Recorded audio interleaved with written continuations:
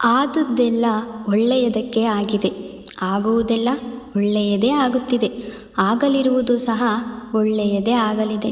ರೋಧಿಸಲು ನೀನೇನು ಕಳೆದುಕೊಂಡಿರುವೆ? ಕಳೆದುಕೊಳ್ಳಲು ನೀನು ತಂದಿರುವುದಾದರೂ ಏನು?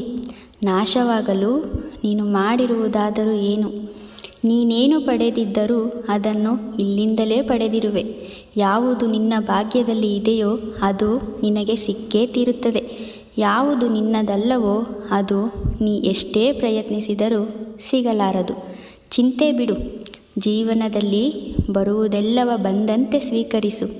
ನಮ್ಮ ಬದುಕೇ ಒಂದು ಹೋರಾಟ.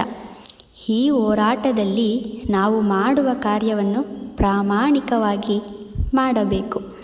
ಏನು ಆಗಬೇಕೋ ಅದು ಆಗೇ ತೀರುತ್ತದೆ. ಅದನ್ನು ತಡೆಯಲು ನಮ್ಮಿಂದ ಸಾಧ್ಯವಿಲ್ಲ. ಸತ್ಯದ ದಾರಿಯಲ್ಲಿ ನೀನು ನಡೆಯುವಾಗ ಪಾತಾಳಕ್ಕೆ ಬಿದ್ದರೆ ನಿನ್ನನ್ನು ಮೇಲೆತ್ತಲು ನಾನು ಬಂದೇ ಬರುತ್ತೇನೆ. ಸ್ವರ್ಗದಲ್ಲಿ ಎಲ್ಲವೂ ಇದೆ, ಆದರೆ ಸಾವಿಲ್ಲ. ಭಗವದ್ಗೀತೆಯಲ್ಲಿ ಎಲ್ಲವೂ ಇದೆ, ಆದರೆ ಸುಳ್ಳಿಲ್ಲ. ಜಗತ್ತಿನಲ್ಲಿ ಎಲ್ಲವೂ ಇದೆ, ಆದರೆ ನೆಮ್ಮದಿ ಇಲ್ಲ. ಇವತ್ತಿನ ಎಲ್ಲ ಮಾನವರಲ್ಲಿ ಎಲ್ಲವೂ ಇದೆ, ಆದರೆ ಶಾಂತಿ ಇಲ್ಲ.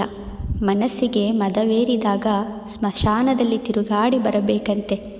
ಏಕೆಂದರೆ ಅಲ್ಲಿ ನಾನು ನನ್ನಿಂದಲೇ ಎಂದು ಹೇಳಿದ ಎಷ್ಟೋ ಜನ ಮಣ್ಣಾಗಿರುವವರು ಕಾಣಸಿಗುತ್ತಾರೆ.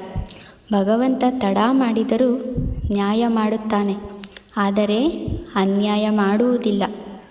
ತಡ ಆಗುವುದರ ಹಿಂದೆ ಅದ್ಭುತಗಳು ನಡೆಯುತ್ತವೆ. ಕಾದು ನೋಡಬೇಕಷ್ಟೆ. ಕೃಷ್ಣಾರ್ಪಣಮಸ್ತು.